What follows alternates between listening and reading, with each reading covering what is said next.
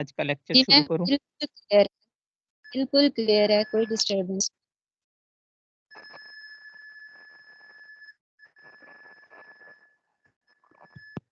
بسلسلہ افسانہ فن افسانہ شناسی ہم پریم چند کو پڑھ رہے ہیں. پریم چند کے 3 افسانے ہم پڑھ چکے ہیں. آج کا افسانہ ہے پنچایت.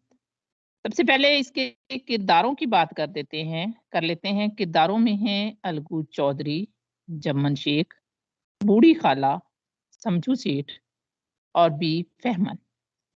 اگر تھیم کی بات کریں تو جج کے لیے انصاف جو ہے وہ مذہب کا درجہ رکھتا ہے، اور گاؤں کے جو لوگ ہوتے ہیں ان کے لیے انصاف تمام رشتوں سے بڑھ کر ہے.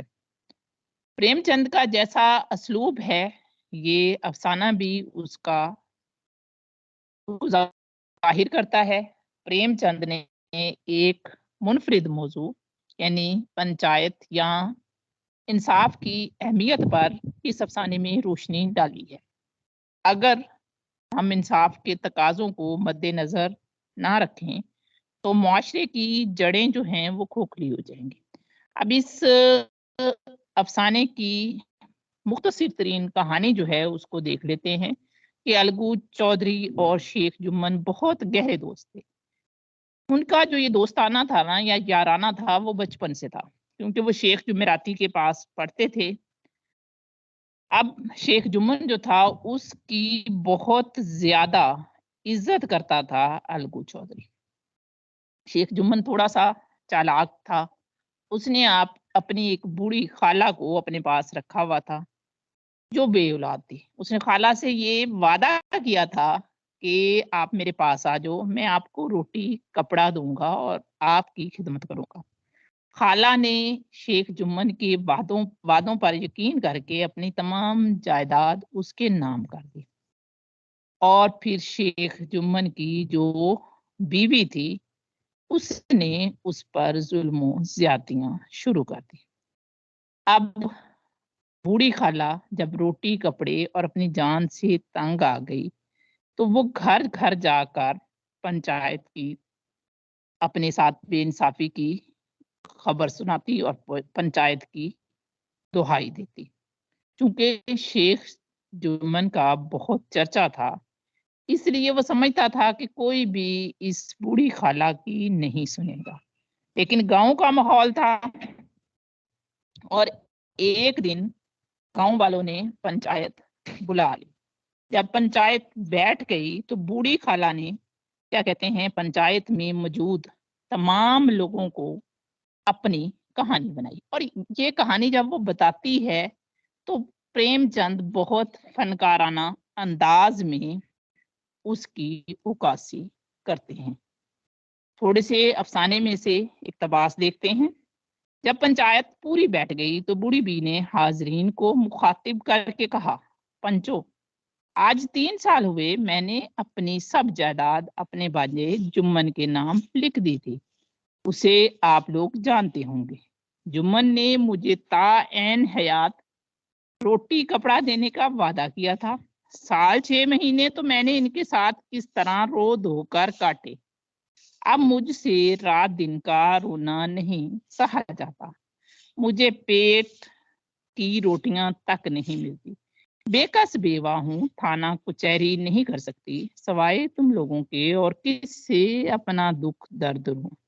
تم لوگ جو راہ نکال دو اس راہ پر چلوں. اگر میری برائی دیکھو میرے منہ پر تھپڑ مارو. جمن کی برائی دیکھو تو اس سے سمجھاؤ کہ کیوں ایک بے کس کی آ لیتا ہے. اس کی اس تقریر کا پنچوں پر بہت اثر ہوا اور ظاہر ہے الگو پر بھی اثر ہوا. حالانکہ جمن شیخ جو تھا وہ بہت خوش تھا کہ الگو سے چونکہ اس کا بچپن کا یارانہ ہے اور دونوں کے درمیان دوستانہ ہے، اس لیے وہ اس کے خلاف فیصلہ نہیں دے گا. الگو ایک انسان پسند شخصیت تھا، قانونی آدمی تھا. اس نے دونوں کی باتیں سنی اور فیصلہ خالہ کے حق میں دے دیا. یہ سن کر شیخ جمن پر غصہ طاری ہو گیا اور اس نے الگو پر غصہ کرنا شروع کر دیا اور ان کی دوستی ختم ہو گئی. اب وہ اپنے دوست کے خلاف ہو گیا اور جیسا کہ دشمنی میں ہوتا ہے اس نے بدلے کے لیے مختلف طریقے سوچنا شروع کر دیے. جلد ہی اسے موقع مل گیا کیونکہ الگو گاؤں کے میلے میں گیا تھا اور وہاں سے بیلوں کی ایک جوڑی لایا تھا. ایک بیل مر گیا، دوسرا بیل اس نے سمجھو سیٹ کو بیچ دیا کیونکہ اکیلے بیل سے نہ وہ ہل جوت سکتا تھا نہ ہی کوئی کام کر سکتا تھا. سمجھو سیٹ ایک سمجھے ساہوکار تھا، وہ شہر جاتا، وہاں سے چیزیں لے کے آتا اور گاؤں میں لا کر بیچتا. اس نے بیل سے اس کی ہمت سے زیادہ کام لیا اور اسے خوراک نہ دی تو بیل کام محنت مشقت سے کمزور ہوتا گیا اور خوراک نہ ہونے کی وجہ سے. اور ایک دن اسی وجہ سے وہ جب شہر سے گھی وغیرہ اور گڑ لا رہا تھا تو راستے میں وہ بیل گرا اور مر گیا. اب سمجھو جو تھا اس نے پیسے دینے سے انکار کر دیا. جب بھی الگو آتا تو دونوں میاں بیوی سمجھو سیٹ اور اس کی بیوی لڑائی کر کے اسے واپس بھیج دیتے. آخر تنگ آ کر بحث و تکرار ہوئی اور فیصلہ پھر پنچایت میں چلا گیا. اب سمجھو جو ہے وہ اس واقعے کو جو پہلے ہو چکا تھا بنیاد بنا کر اس نے پنچایت میں جج چنا جمن کا. جمن کا نام سن کر الگو پریشان ہو گیا کہ یہ میرے خلاف فیصلہ دے گا، لیکن جب جمن نے دلائل سنے تو اس نے الگو کے حق میں فیصلہ دے دیا. اور فیصلہ دینے کے بعد شیخ جمن الگو کے پاس آیا اور گلے لپٹ کر کہنے لگا، پہلے میں تمہارا دشمن تھا مگر آج پتہ چل گیا ہے کہ انصاف کی کرسی پر بیٹھ کر کوئی کسی کا دوست یا دشمن نہیں ہوتا. جمن کی بات سن کر الگو کا دل بھر آیا اور دونوں رونے لگے اور ایک دوسرے کے گلے لگ گئے. یوں ایک پنچایت کی وجہ سے دوبارہ جو ان کی دوستی ختم ہوئی تھی ایک انصاف پسند فیصلے کی وجہ سے دوبارہ قائم ہو گئی. السلام علیکم سر، آپ آ چکے ہیں؟ جی السلام علیکم. وعلیکم السلام. جی سر. بسم اللہ الرحمن الرحیم. لیکچر نمبر 32 کا باقاعدہ آغاز کرتے ہیں. تو افسانہ پنچایت پڑھنے کے بعد اقبال کا ایک شعر یاد آتا ہے، بے تحاشا سبق پھر پڑھ صداقت کا، عدالت کا، شجاعت کا، لیا جائے گا تو اس سے کام دنیا کی امامت کا. تو جیسے آپ نے کہا ہے کہ انصاف سے ہی معاشرے مضبوط ہوتے ہیں، تو یہ حقیقت ہے کہ مذہب کے بغیر تو معاشرے رہ سکتے ہیں لیکن انصاف کے بغیر معاشرے نہیں رہ سکتے. اور وہ انصاف کے حوالے سے وہ واقعہ تو ہمیں ازبر ہے کہ جب قبیلہ بنی مخزوم کی ایک عورت، فاطمہ نامی عورت نے چوری کی تھی، تو کچھ لوگ سفارش کے لیے نبی صلی اللہ علیہ وسلم کے پاس آئے اور آپ صلی اللہ علیہ وسلم نے فرمایا تھا کہ اگر محمد کی بیٹی فاطمہ بھی چوری کرتی تو اس کے ہاتھ کاٹ دیے جاتے. تو معاشرے کے اندر سب سے بڑا مذہب انصاف کا ہی ہوتا ہے. باقاعدہ آغاز کرتے ہیں اپنے لیکچر کا.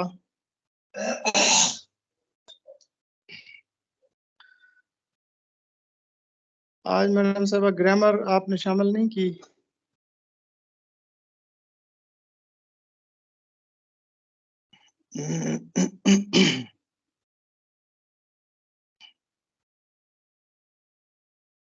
جی پہلی معروضی ہے ڈاکٹر سلیم اختر کی تاریخ سے غرۃ الکمال. غرۃ الکمال آپ سب کے علم میں ہے کہ یہ امیر خسرو کے دیوان کا نام ہے. امیر خسرو کی کل 99 تصانیف ہیں، 28 موجود ہیں اور ان میں سے 5 دواوین ہیں ان کے.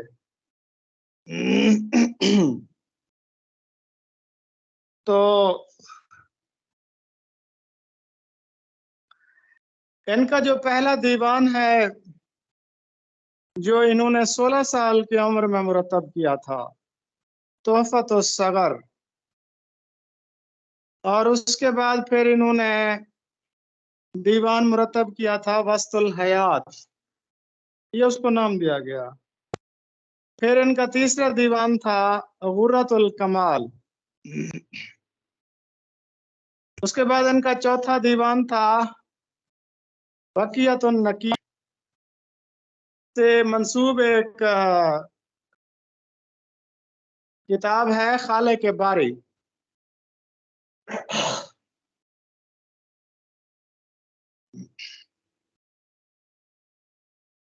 خالق باری دراصل ان کی ایک یہ مثنوی ہے۔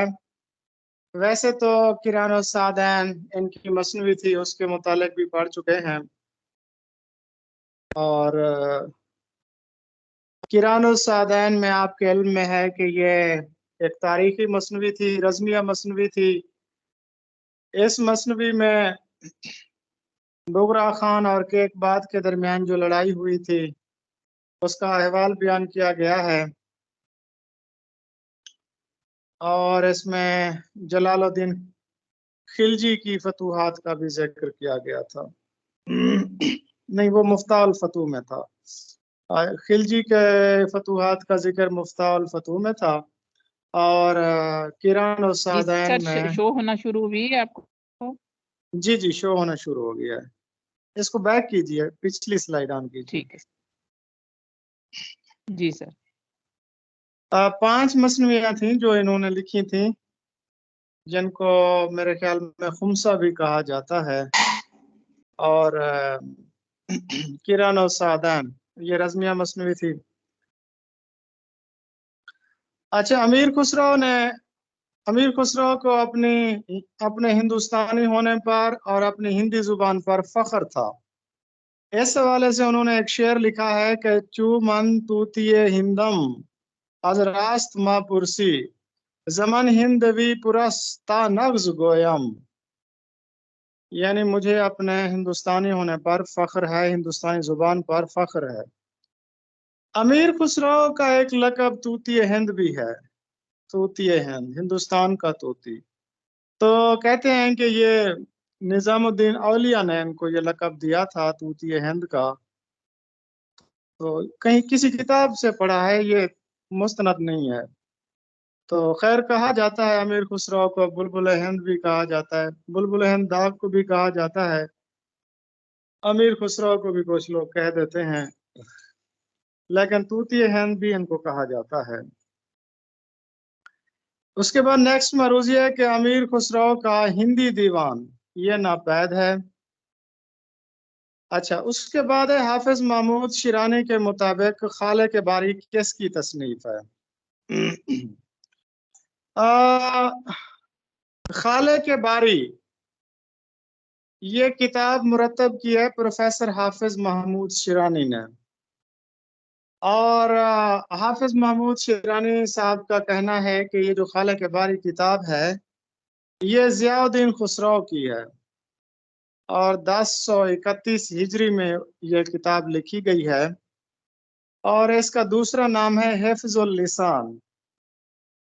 خالق باری کا دوسرا نام ہے حفظ اللسان، اور حافظ محمود شیرانی کے مطابق یہ ضیاء الدین خسرو کی تصنیف ہے۔ اس کو 1944 میں حافظ محمود شیرانی نے مرتب کر کے شائع کروایا تھا، یہ انجمن ترقی اردو کی طرف سے شائع ہوئی تھی۔ تو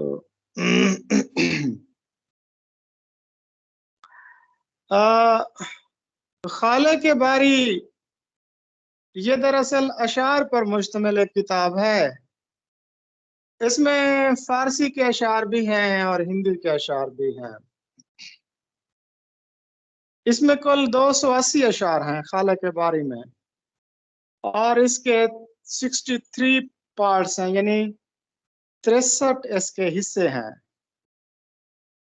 تو خالق باری جو کہ لیکن آج بھی بہت سے نقاد سمجھتے ہیں کہ خالق باری امیر خسرو کی ہے، انہی سے منسوب ہے، لیکن حافظ محمود شیرانی کے مطابق یہ ضیاء الدین خسرو کی ہے، اور انہوں نے اسی نام سے ہی مرتب کی ہے۔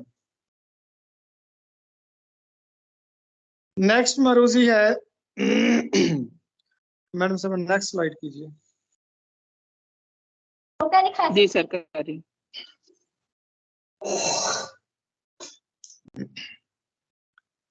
پنجاب میں اردو کے مصنف کون ہیں؟ یہ آپ سب کے علم میں ہے کہ حافظ محمود شیرانی کی تحقیق کے مطابق جب محمود غزنوی کی پنجاب میں آمد ہوئی تھی تو اس کے بعد پھر اردو کا آغاز ہوا تھا، اور اردو اور پنجابی میں ماں بیٹی کا رشتہ ہے. اور پھر انہوں نے مصادر، تذکیر و تانیث کے قاعدوں سے بھی ثابت کرنے کی کوشش کی کہ اردو اور پنجابی کا آپس میں رشتہ ہے. یہ 1928 میں انہوں نے کتاب شائع کی تھی پنجاب میں اردو. تو اس کے دیباچے کا نام ہے عرض حال. اور اس سے پہلے 5 سال پہلے حافظ محمود شیرانی کے نظریے سے 5 سال پہلے ڈاکٹر نصیر الدین ہاشمی اپنا نظریہ پیش کر چکے تھے کہ اردو کا آغاز دکن سے ہوا. تو ویسے بھی میر تقی میر کا اگر تذکرہ دیکھا جائے، انہوں نے نکات الشعراء میں دکن کی نثر کو تسلیم کرنے سے انکار کر دیا اور کہا کہ یہ بے رتبہ نثر ہے، بے مرتبہ نثر ہے. تو حافظ محمود شیرانی نے پنجاب میں اردو کا نظریہ پیش کیا تھا، اور یہ نظریہ انہوں نے 1928 میں پیش کیا تھا، اور اپنی کتاب کا نام بھی پنجاب میں اردو رکھا تھا. اس کے بعد ہے تحقیقی مجلہ. تحقیقی مجلہ معیار، یہ اسلام آباد میں ہے انٹرنیشنل اسلامک یونیورسٹی، جس کو بین الاقوامی اسلامی یونیورسٹی بھی کہا جاتا ہے. تو یہ اس یونیورسٹی کا تحقیقی مجلہ ہے معیار. اور کل ہم نے پڑھا تھا کہ دریافت وہ نمل یونیورسٹی کا ہے، اور بازیافت پڑھا تھا وہ پنجاب یونیورسٹی کا ہے. اس کے بعد ہے کہ حافظ محمود شیرانی کی تحقیق میں غلطیوں کی نشاندہی کی اصغر امروہوی نے کی. اردو کی ابتدائی لغات اور نصاب نامے، یہ مقالہ ہے ڈاکٹر رؤف پاریکھ کا. اردو کی پہلی نصابی کتاب مثل خالق باری کو تصور کیا جاتا ہے، جو کہ اجے سکندر کی ہے. ایک خالق باری ہے جو امیر خسرو سے منسوب ہے، یا حافظ محمود شیرانی کے مطابق ضیاء الدین خسرو کی ہے خالق باری. تو لیکن ایک اور ہے مثل خالق باری، یہ اجے سکندر کی ہے، اور یہ اردو کی پہلی نصابی کتاب بھی تصور کی جاتی ہے. اس کے بعد ہے ایہام گوئی. ایہام گوئی کا آغاز 1719 میں ہوا، یعنی محمد شاہ رنگیلا کے عہد میں ہوا تھا. محمد شاہ رنگیلا، اس کے بارے میں کسی لیکچر میں تفصیل سے بتا چکا ہوں.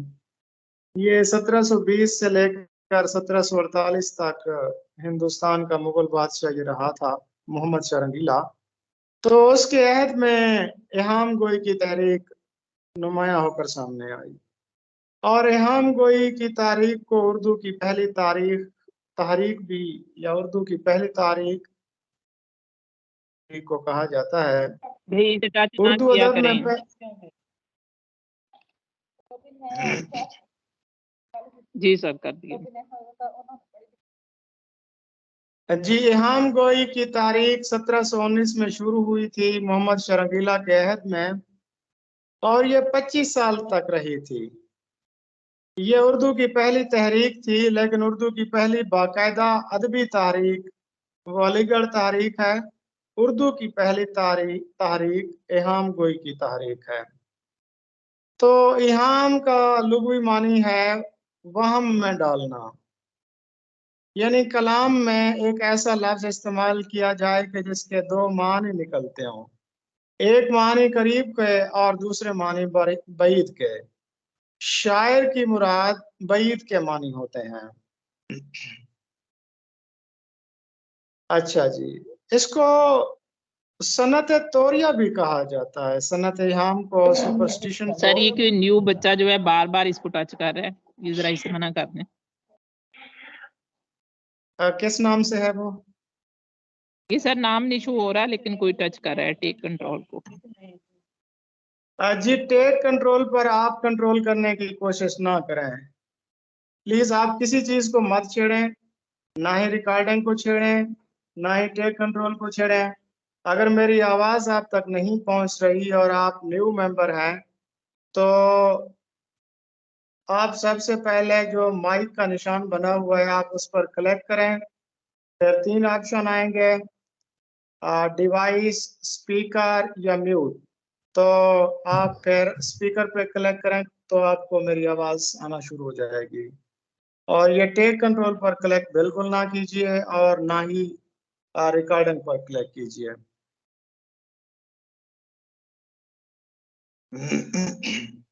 तो इहाम, जिसको अंग्रेजी में सुपरस्टिशन कहा जाता है, उर्दू में इसको सनत तौरिया भी कहा जाता है। इसमें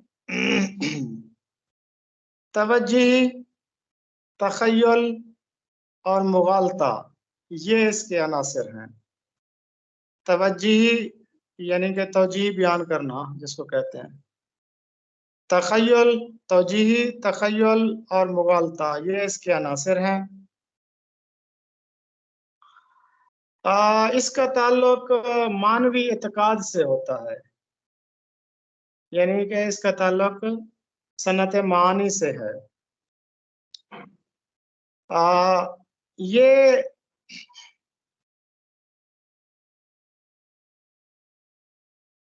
इहाम गो शोरा में खान आरजू, शाह मुबारक आरजू, शरफुद्दीन मजमून, शाह हातिम, शाकिर नाजी, गुलाम मुस्तफ़ा यकरंग शामिल हैं।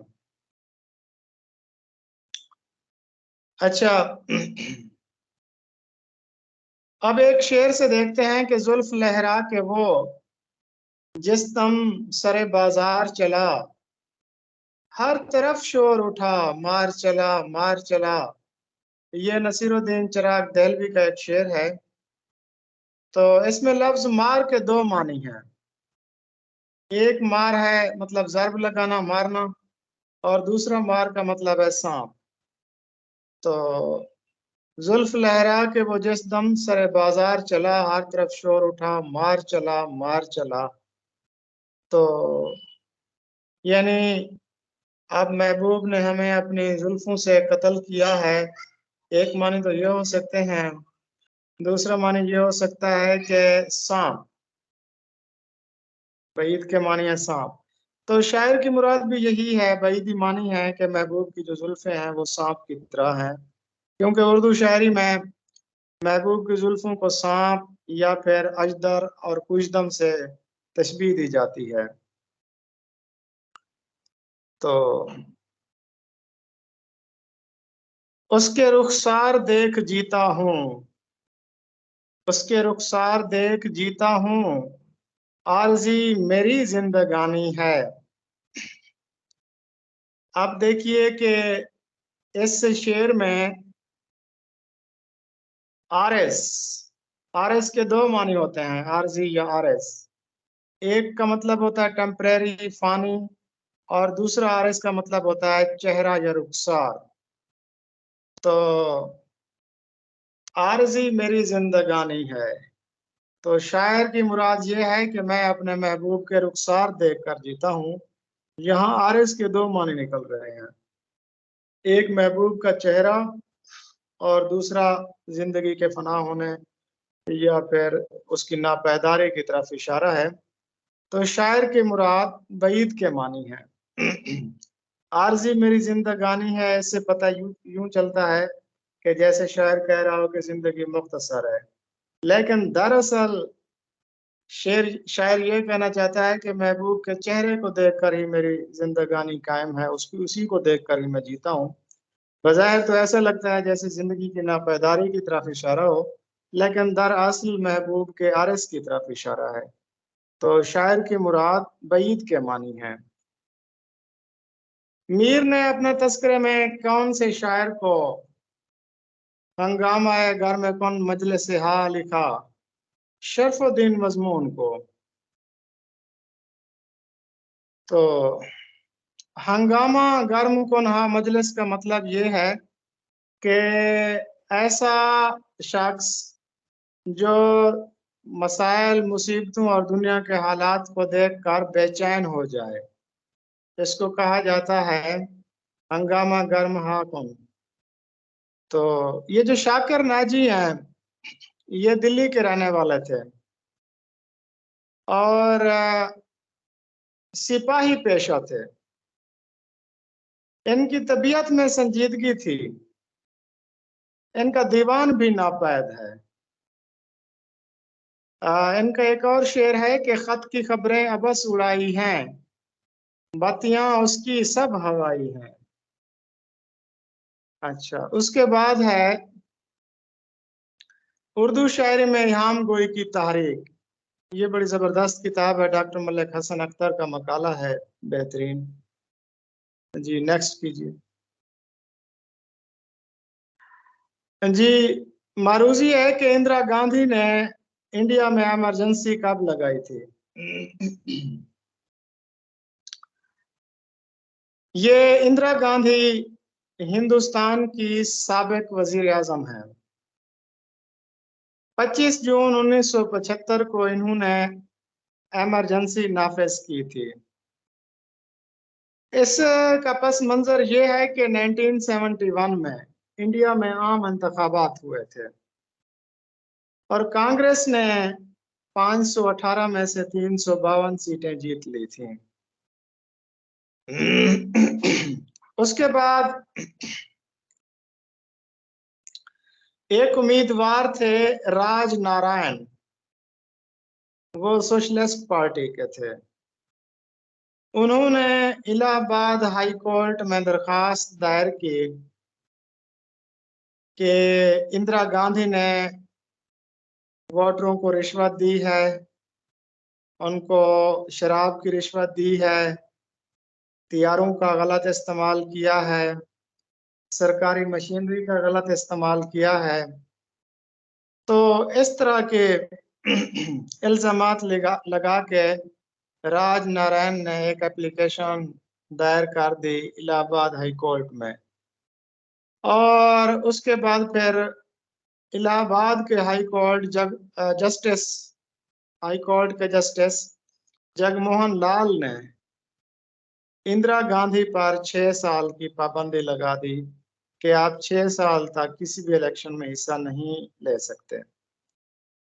پھر اندرا گاندھی چونکہ وزیر اعظم تھیں، انہوں نے اپنی رہائش گاہ پر اپنے سارے ساتھیوں کو بلایا اور مشورہ کیا۔ پھر سنجے گاندھی نے کہا کہ پہلے تو آپ ہائی کورٹ کے فیصلے کے خلاف سپریم کورٹ میں اپیل دائر کریں۔ اس کے بعد پھر یہ فیصلہ ہوا کہ ملک میں جو ہے نا وہ ایمرجنسی نافذ کی جائے۔ سپریم کورٹ کے فیصلے کے بعد پھر مختلف لوگوں کو پکڑ لیا گیا، جیل میں ڈال دیا گیا، لوگوں نے احتجاج کرنا شروع کیا۔ کہتے ہیں 11 لاکھ لوگوں کو جیل میں ڈالا گیا تھا، اور اس کے بعد پھر یہ ایمرجنسی لگا دی گئی تھی صدر کے مشورے سے۔ تو اندرا گاندھی نے 25 جون 1975 کو ایمرجنسی لگائی تھی۔ اس کے بعد دوسرا سوال ہے کہ 2022 کا جو اجلاس ہوا تھا OIC کا، OIC کے متعلق کل پڑھ چکے ہیں۔ OIC کے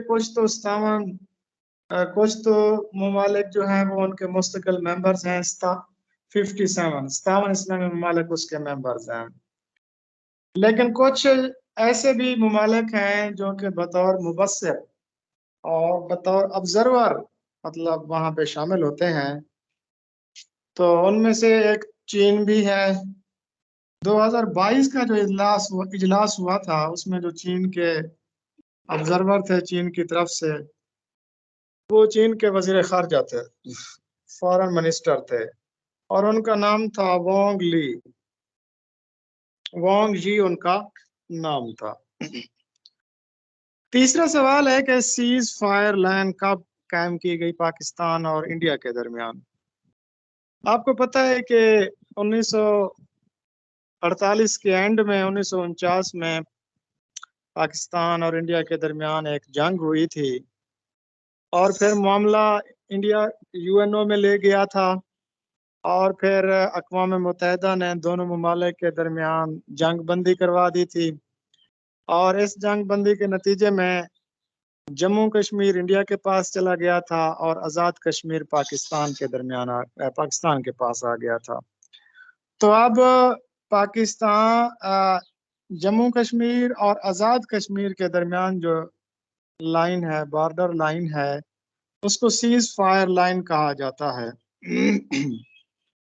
ये 1949 में कायम की गई थी और इसका नाम था सीज फायर लाइन। लेकिन 1972 में जब शिमला मुआहदा हुआ था सुकूत ढाका के बाद, तो इस लाइन को सीज फायर लाइन की बजाय अब लाइन ऑफ कंट्रोल का नाम दिया गया है। तो लाइन ऑफ कंट्रोल ये जम्मू कश्मीर और आज़ाद कश्मीर के दरमियान एक हदबंदी की सरहद है, और ये 1949 में अक़वाम मुत्तहिदा की वजह से कायम की गई थी, और फिर 1972 में इसका नाम लाइन ऑफ कंट्रोल रख दिया गया है। उसके बाद मारूजी है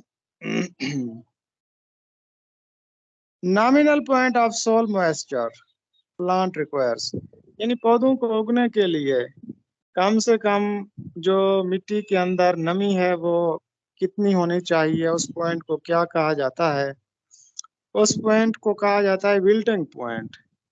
यानी पौधों को जमीन में उगने के लिए जो एक खास किस्म की नमी दरकार होती है, उस पॉइंट को विल्टिंग पॉइंट कहा जाता है। उसके बाद है law of independent असॉल्टमेंट was given by, हाँ जी, लॉ ऑफ इंडिपेंडेंट असॉल्टमेंट, इसका नजरिया ये मेंडल ने पेश किया था। साइंस वाले इसको ज्यादा बेहतर तरीके से जानते हैं और बता भी सकते हैं। ये विरासत के कानून का नजरिया था कि जो जेनेटिक्स होते हैं, जो विरासती खुसूसियात होती हैं, वो वालदैन से नस्ल में मुंतकिल होती हैं। तो मेरे ख्याल में इसके 3 उन्होंने लाज बताए थे। एक था यकसानियत का उसूल, दूसरा था अलहदगी का, तीसरा था अलग किरदार का। तो ये आप डिटेल से पढ़ लीजिएगा। उसके बाद मारूजी है कि एंजेला मार्कल, आपको पता है कि ये जर्मनी की वाइस चांसलर थी, बल्कि वाइस तो नहीं, जर्मनी की चांसलर थी।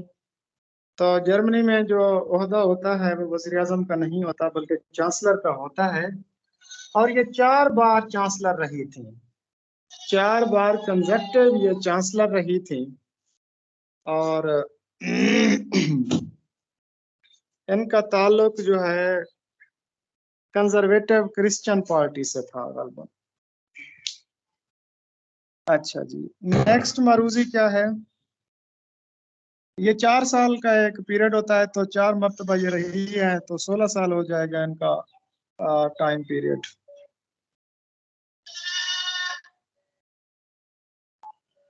जी मैडम साहब, ये रीड कीजिए। मिस मेमूना मौजूद हैं? जी सर मौजूद है। जी मिस मेमूना, वालेकुम सलाम। वालेकुम अस्सलाम। जी सर, कैसे हैं आप? जी मैं ठीक ठाक हूँ। आपसे इसलिए रीडिंग कराते हैं क्योंकि आपकी आवाज क्लियर आती है और मैम के यहाँ थोड़ा सा सिग्नल का इशू हो जाता है। जी सर, ठीक है, शुरू करूं? जी जी। अदब की इस्तिलाह में तारीफ गोई किसे कहते हैं? जी, तारीख गोई का मतलब ये होता है कि किसी शेर, किसी मिसरे या चंद हरूफ से जिसको हरूफ अबजद भी कहते हैं, उनके आदाद को जमा करके किसी वाक़े का सन तारीख बरामद करना। और ये तारीख गोई का फन कदीम फन है। जिस मिसरे या जिस शेर से कोई सन बरामद किया जाता है उसको मादा तारीख कहा जाता है। ये फन अरबी में भी है, तुर्की में भी है, और ये रिवायत फारसी में भी है।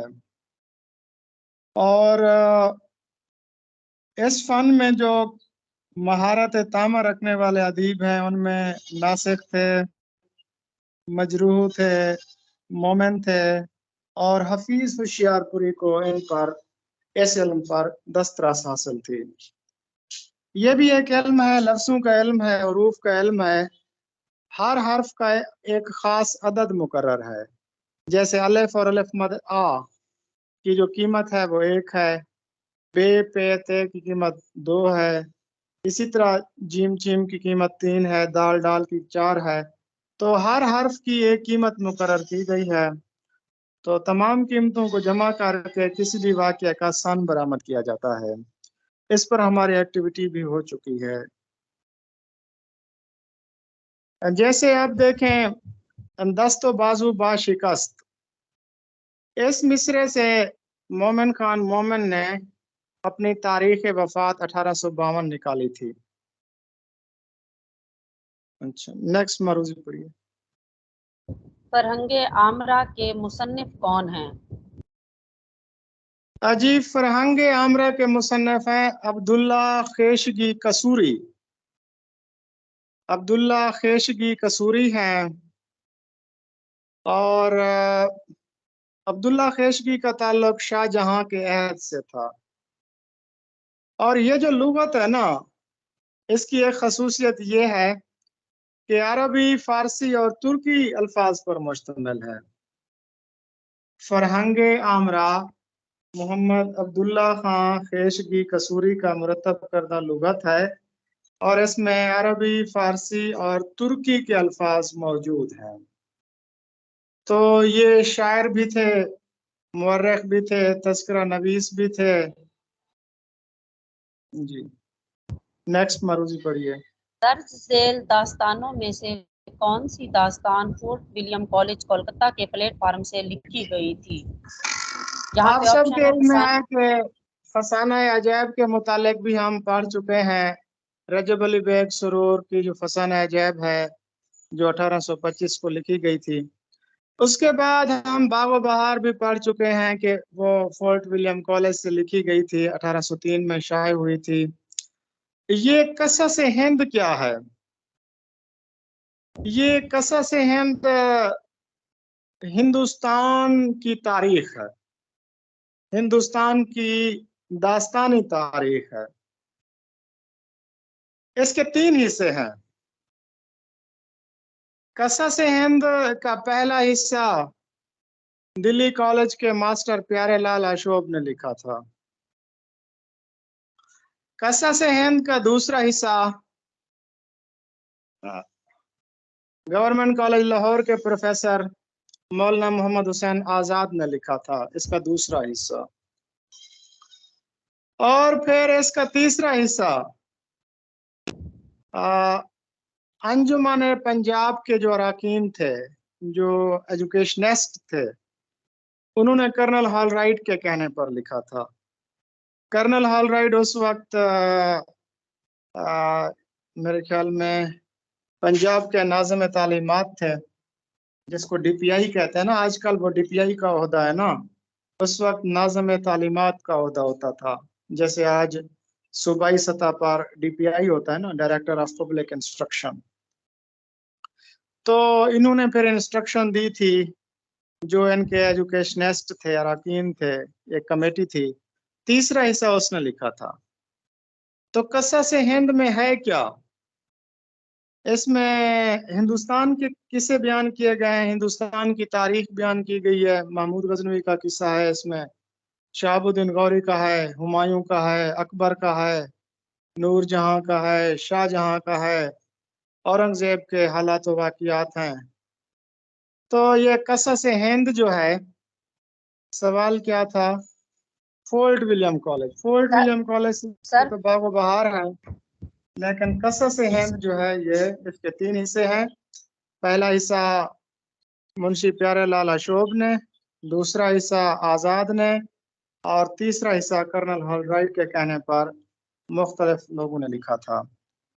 تو یہ قصص ہند تھی، اور اس میں ہندوستان کے بادشاہوں کے قصے بیان کیے گئے تھے. جی نیکسٹ. سر ایک بار دوبارہ بھی وضاحت کر دیجئے کہ اس سوال کا جواب تو باغ و بہار ہے اور قصص ہند کے بارے میں آپ نے اضافی معلومات دی ہیں، باقی کے بارے میں آپ نے بتایا ہوا تھا. جی جی بالکل بالکل. اب سر اگلی معروضی پڑھوں. جی جی بیگمات کے آنسو کس کی تصنیف ہے؟ ہاں جی، بیگمات کے آنسو تو پتہ نہیں کتنے مرتبہ ہم پڑھ چکے ہیں، بلکہ دیکھ بھی چکے ہیں. خواجہ حسن نظامی. ہاں جی، خواجہ حسن نظامی نے تو مغلیہ بیگمات، شہزادے شہزادیوں، رانیوں کے آنسو دیکھے تھے. ہم نے اپنی بیگمات کے دیکھے ہیں، بیگمات تو نہیں، اپنی بیگم کے دیکھے ہیں کہہ سکتے ہیں. تو بیگمات کے آنسو پر ڈسکشن ہو چکی ہے. غدر دلی کے افسانے، اس پر بھی ڈسکشن ہو چکی ہے ہماری. جی اس کا سر. پہلا افسانہ کون سا تھا اور اس کے باقی کون سے تھے، اس کے 27 افسانے تھے، وہ سارے ہم ڈسکس پچھلے لیکچر میں کر چکے ہیں. جی نیکسٹ پڑھیے. حفیظ جالندھری کی شہرہ آفاق تصنیف شاہ نامہ اسلام میں کس صنف نظم کو برتا گیا ہے؟ یس، شاہنامہ کے متعلق ضرور سوال پوچھا جاتا ہے پیپر میں. شاہنامہ کو مثنوی نگاری کی معراج کہا جاتا ہے. یہ اسلام کی منظوم تاریخ اس میں بیان کی گئی ہے، حتیٰ کہ زمانہ جہلیت سے لے کر. شاہنامہ اسلام فردوسی کے شاہنامہ ایران کی طرز پر لکھا گیا تھا. شاہنامہ ایران یا شاہنامہ فردوسی جس کو کہا جاتا ہے، 30 سال انہوں نے اس پہ لگائے تھے، اور انہوں نے ایران کی پوری تاریخ اس میں سمو دی تھی.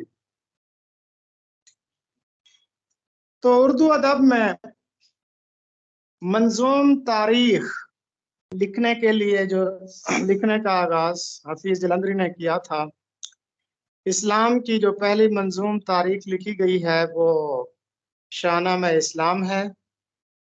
اس کی پہلی جلد غالباً 29 سال کی عمر میں انہوں نے لکھی تھی، 1929 میں. اس کی 4 جلدیں ہیں، اور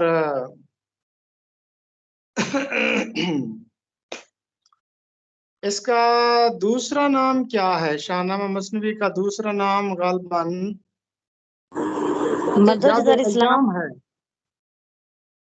جی نہیں، وہ تو مسدس حالی کا دوسرا نام ہے نا.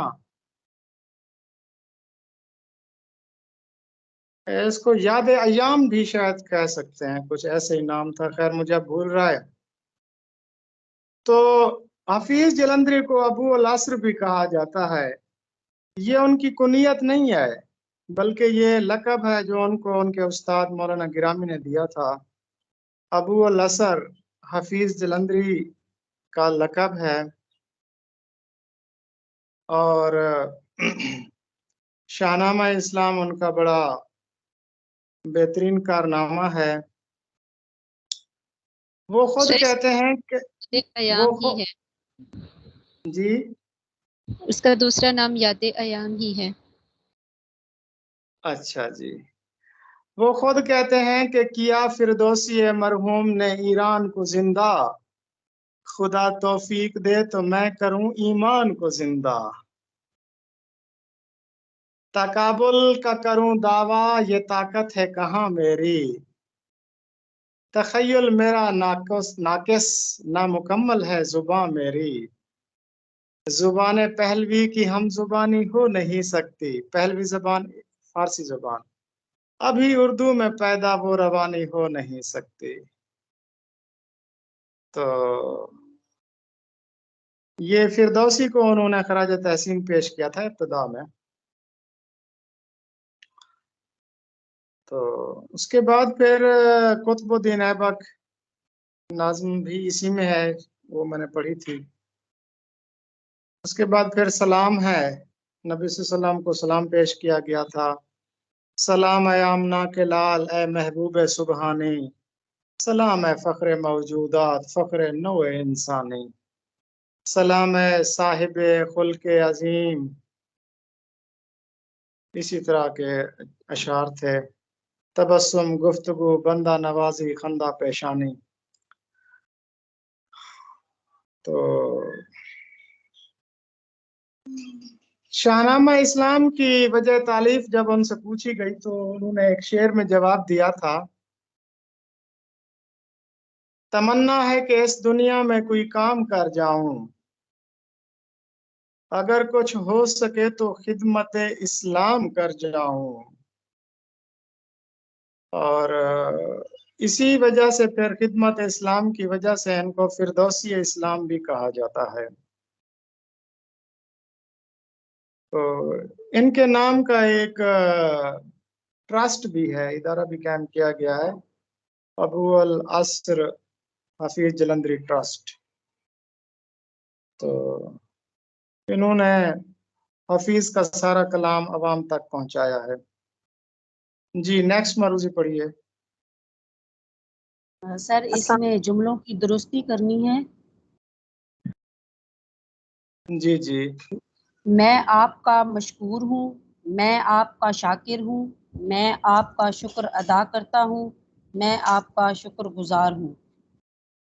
جی درست جملہ ہے، میں آپ کا شکر گزار ہوں۔ مشکور غلط ہے، مشکور کہتے ہیں جس کا شکریہ ادا کیا جائے۔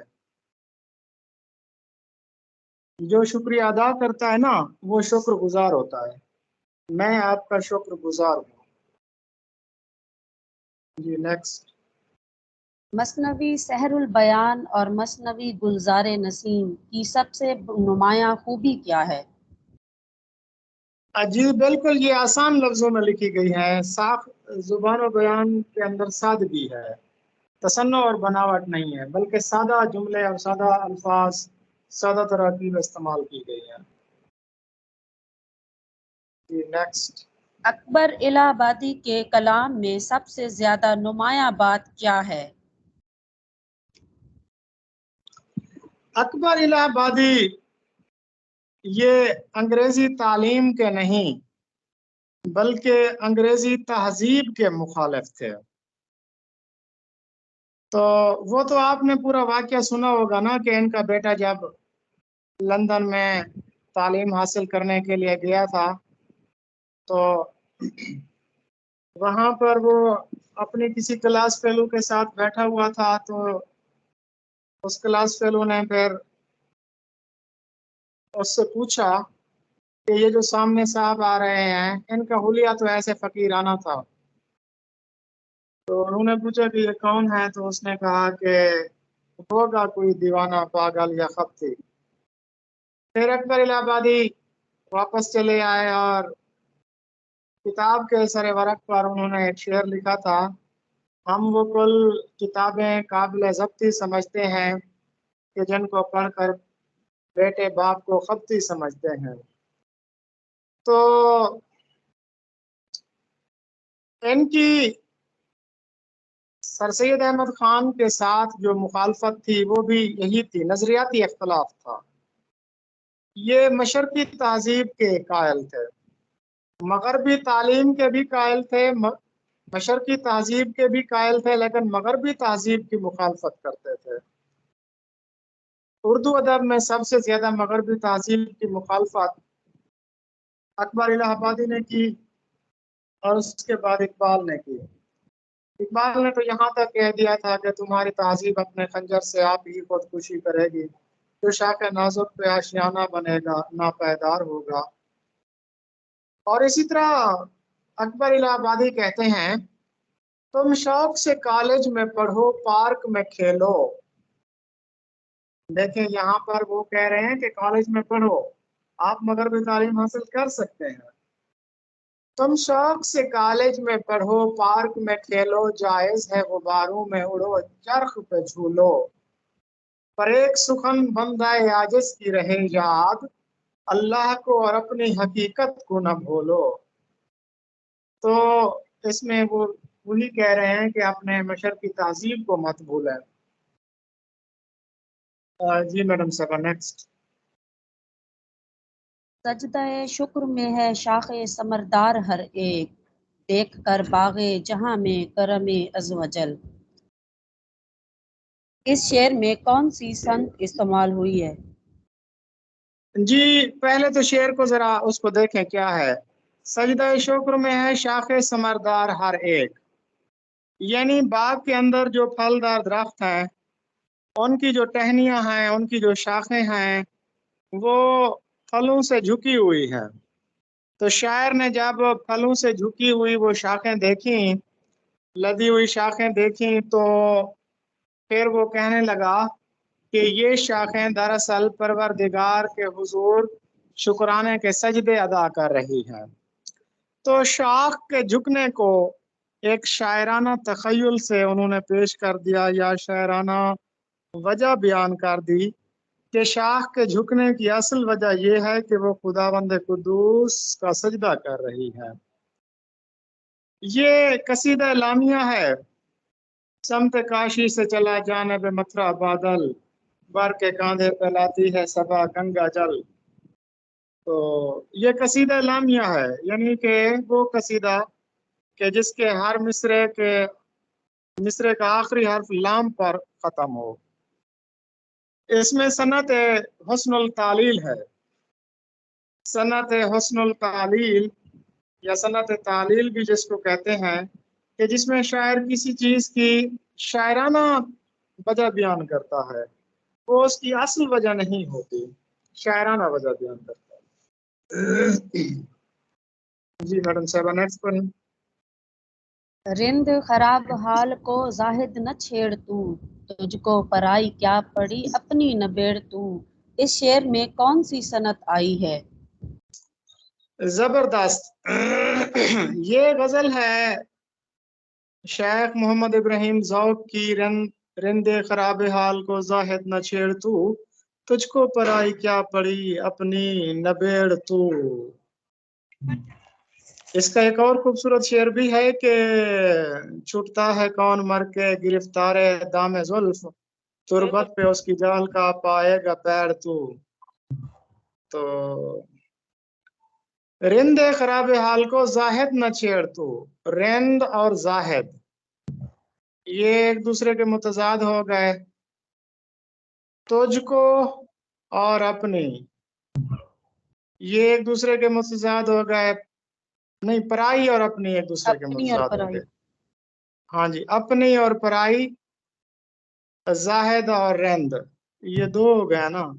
اور اس میں چھیڑ اور نبیڑ یہ قوافی ہو گئے، تو اس میں ردیف ہے۔ رند خراب حال کو زاہد نہ چھیڑ تو، تجھ کو پرائی کیا پڑی اپنی نبیڑ تو۔ تو اس میں پرائی اور اپنی، رند اور زاہد یہ تضاد کے طور پر آئے۔ جی آگے پڑھیں۔ فلاحت میں بے مثل و یکتا ہوئے وہ، سیاحت میں مشہور دنیا ہوئے وہ۔ فلاحت کا مفہوم کیا ہے؟ یہ شعر پہلے بھی ہو چکا ہے، مسدس حالی کا یہ شعر ہے۔ فلاحت کا مطلب ہوتا ہے کھیتی باڑی، اور سیاحت کا مطلب ہوتا ہے سیر و سفر کرنا۔ یہ کولمبس کی طرف اشارہ تھا۔ جی نیکسٹ پڑھیں۔ اہل زمیں کو نسخہ زندگی دوام ہے، خون جگر سے تربیت پاتی ہے جو سخنوری۔ سخنوری کے کیا معنی سخنوری ہیں؟ کہتے ہیں شاعری کو۔ یہ اقبال کا شعر ہے جو کہ ان کی نظم شاعر سے لیا گیا ہے۔ آپ بانگ درا میں ان کی نظم شاعر پڑھیں نا، بڑی خوبصورت نظم ہے۔ شاعر دل نواز بھی بات اگر کہے کھری، واہ، شاعر دل نواز بھی بات اگر کہے کھری۔ اب اس میں شاعری کی اہمیت بیان کی گئی ہے، اور یہ کہا گیا ہے کہ ایک شاعر کو سچ بولنا چاہیے۔ یعنی الطاف حسین حالی اقبال کا جو نظریہ شاعری تھا وہ بالکل اسلام کے عین مطابق تھا، کہ شاعری میں مبالغہ اور جھوٹ نہ ہو بلکہ کھری اور سچی بات ہو۔ تو یہی بات اقبال کہتا ہے शायर दिल नवाज भी बात अगर कहे खरी होती है उसके फैज से मजराए जिंदगी हरी। वाह, यानी उसकी बातों से लोगों को एक नई जिंदगी मिलती है। शायर दिल नवाज भी बात अगर कहे खरी होती है उसके फैज से मजराए जिंदगी हरी। शान खलील होती है उसके कलाम से आया करती है उसकी कौम जब अपना शियार आजरी। वाह, अहले ज़मीं को नुस्खाए जिंदगी ये दवाम है खूने जिगर से तरबियत पाती है जो सुखनवरी। तो इकबाल का तस्वर शेर भी है, तस्वर फन भी है कि जो शायरी है ना वो खून जिगर से तरबियत पाती है। तो